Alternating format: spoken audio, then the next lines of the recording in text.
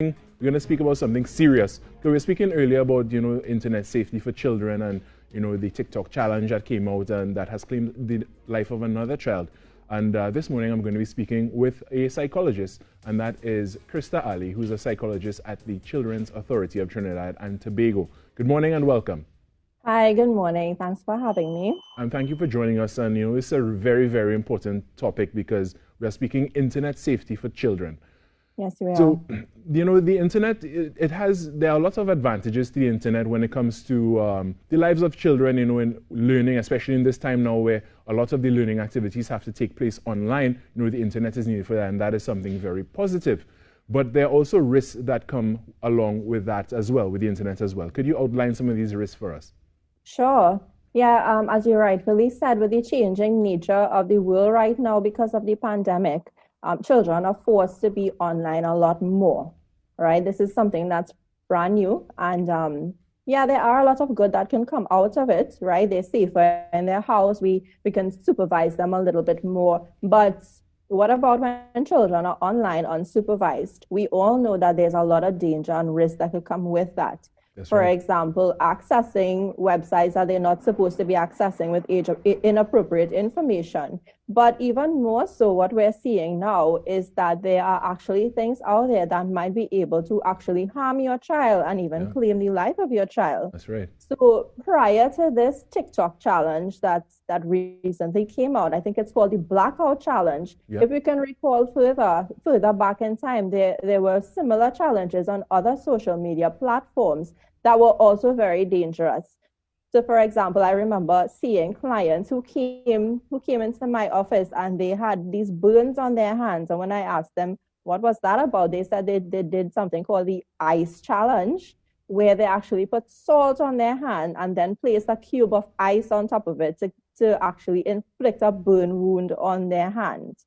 Oh. So, the TikTok thing is just one newer challenge that we're seeing that can actually be very, very dangerous to our children. So, how do we mitigate that? How do we mitigate these things in this ever-changing pandemic where, we're all at home and using devices is just a daily part of our lives now. If it wasn't like that before, it's definitely a huge part of everybody's lives now, including our children, even the young ones. Yeah, that's right. So what do we do?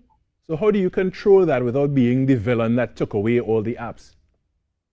In some instances, as parents, we do need to be the villain, and I'm not saying to come across in a very harsh way, but it's about always maintaining an open dialogue with your child, letting them know about internet safety, right? So that's definitely one strategy that we can use, is talking to them consistently about the dangers that are out there, right? So we need to talk to them not only about possible predators who might be lurking on these websites that they're using and the social media apps that they're using. We need to be mindful about these social media trends that can actually hurt them.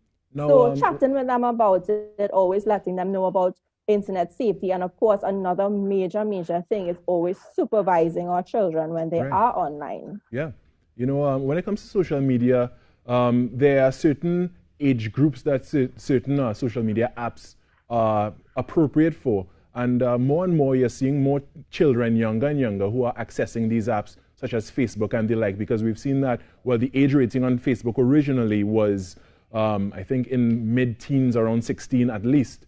And other apps as well, especially things like Instagram also. But now you're seeing that children, younger and younger children, are being allowed to use these apps. From a parenting and psychological standpoint, what do you think the stance of parents should be when it comes to these things at this point, considering how far it has already gone?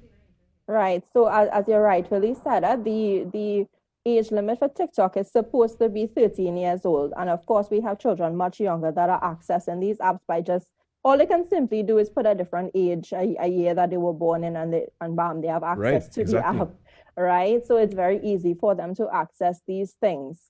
Parents need to have a conversation about their children when they are ready to use, when they claim that they're ready to use social media. Talk to them about the pros and cons. For example, Facebook can be a nice place for them to keep in contact with family members, especially during the pandemic. Yeah. Right. But what parents need to be mindful of is that there are safety settings that can be used to help control the content that your child has access to on social media. So parents, and we do understand that there is that digital divide between, the younger generation and parents who might be less familiar with the technologies that we're using today. So even for myself, when I first heard about Google Classroom, I'm like, wow, what even is that? Right. So yes. So as parents, as guardians, we need to be up with the times, as they say. Yeah. And on YouTube, there are actually a lot of videos teaching us how to use the new technologies and the new platforms, and how to use things like privacy settings and how to filter content. I think there's also even a way to prevent direct messages going through to your child. Okay. So like in Messenger and things like that. So these are the things that parents need to be mindful of. If your child is telling you they would like to be on social media and you want to allow it for, the positive side of it, we need to be mindful that the negative side is still there and still a very present and real threat. So do the work, get the knowledge, monitor, supervise, and just be mindful of what they are doing. And like I said before, having that open dialogue and discussion with them is super important. Whenever a child tells you something about any inappropriate activity that might be happening online, any sort of exchange that they felt very uncomfortable with, please look into it and delete, block, get them off of that, get them out of that situation as quickly as possible. Definitely. Just before we go, a little bit of a controversial question here. What's your take on the phone spy monitoring applications that a parent can put on the phone to, in real time, monitor and observe all that is happening on their child's phone? Say they gave their child a phone or another device, the parent can access and even have administration tools on that device remotely. What's your take on that? So I might be coming from a biased perspective because I do work with a lot of children who might be giving trouble and using their devices, such as their phone, to carry out that trouble. So I do have some parents who have something called a mirroring app on their phone, where they can see their child's internet and their phone usage. And I do believe that in some cases this is necessary. We as parents, as guardians, we need to do whatever we can to keep our children safe. So what I would say with regards to that is that if you're using it, probably have a conversation with your child first about it, right? And don't let that be the first thing that you go to, because you don't want there to be a reason for your child not to trust you. Right. But if your child has shown you that they are doing the inappropriate things using the devices, then we do encourage parents to pursue that line of monitoring, but of course have a conversation with your child about it first.